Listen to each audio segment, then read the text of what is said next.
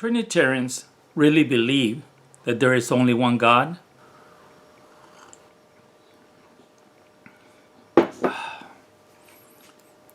You know, I've come to believe that Trinitarians do not really believe in one God.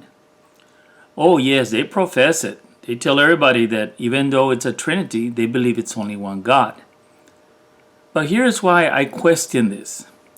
If you look at history, you will see that Trinitarians persecuted anyone who did not believe in a Trinity. And many of these persons who did not believe in a Trinity were either oneness believers or they were Jewish. Now here's the thing. Jewish people profess only one God. Oneness believers, which were the first believers in the first century, they profess one God. So when Trinitarians are saying that they believe in one God and they're persecuting others who believe also in one God, there is something wrong with this picture. Someone here is not being honest. Who could it be? Secondly, Trinitarians teach that although God is one, He is also three persons. Now here's my question to Trinitarians. If God is one, but He's also three persons, how do you explain the persons as being one God?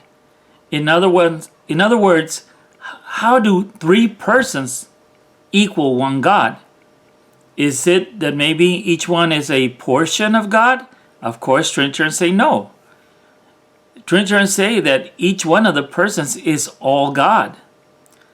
So how can three persons who are all God, not a part of God, but all God, how can all these three persons who are all God make up one God?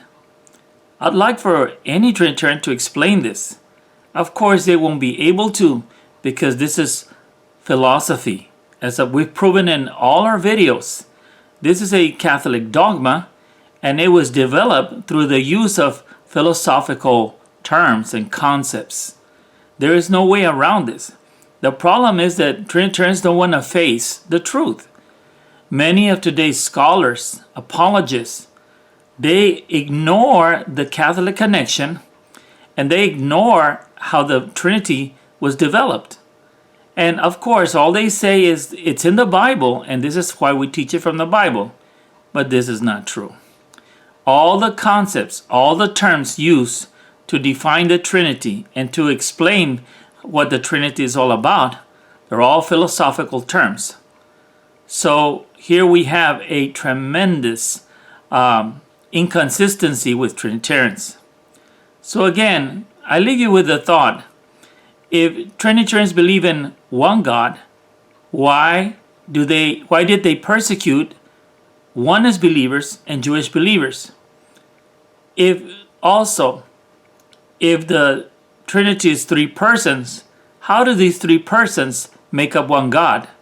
If they're not parts of God, but each one of the persons is God, how does that make up one God?